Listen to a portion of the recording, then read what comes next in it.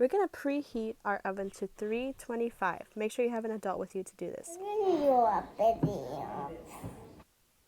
We are going to grease the pan. This is so that anything will not stick to it and that it will just come out really smooth when you're going to cut it at the end. I had to use some coconut oil for this, but if you have a spray, that's even better. Now we're going to open up the package. Don't throw away the box. You are definitely going to need that to know how much you'll need of everything else.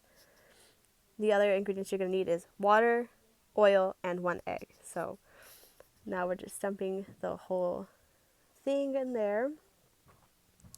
And now here's the water. Carefully do that. You don't want to get anything all over the place. And then you can stir that. And now also the oil, which, like I said, I had to use coconut oil. I didn't have anything else. But this worked just perfectly fine. So whatever oil you have, it should most likely work well.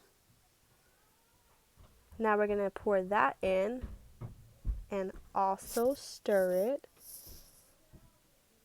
You want to be careful with oil though, because that could get onto your clothes and make a stain. So be careful not to get that everywhere.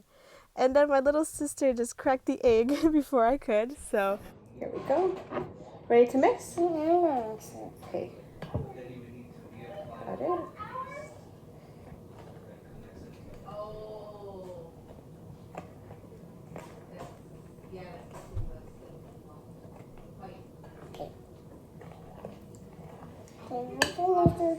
Oh, we don't put those in yet. That goes at the end, okay?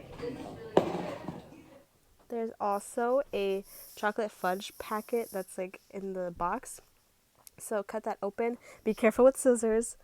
And you're going to pour the whole thing in there. Make sure you can get like the entire packet, because I had a little bit of a hard time getting all the chocolate out of it.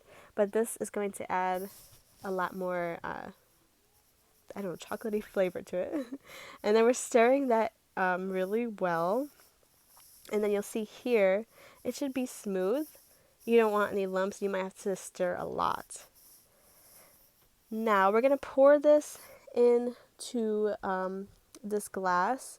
Now for this, it might look at first like there's not enough to cover the whole thing, but it's okay. Just spread it as well as you can, because once you take it out, it will look just fine because it kind of rises and spreads.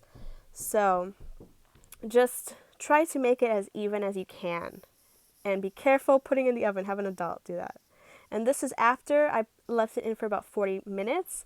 And you want to let it cool for a long time before you put on the frosting. So I'm just spreading this everywhere. It was a little tricky, but just put as much as you'd like. And this definitely works best when it's really cooled off. And now the sprinkles. She wanted to add a lot to it.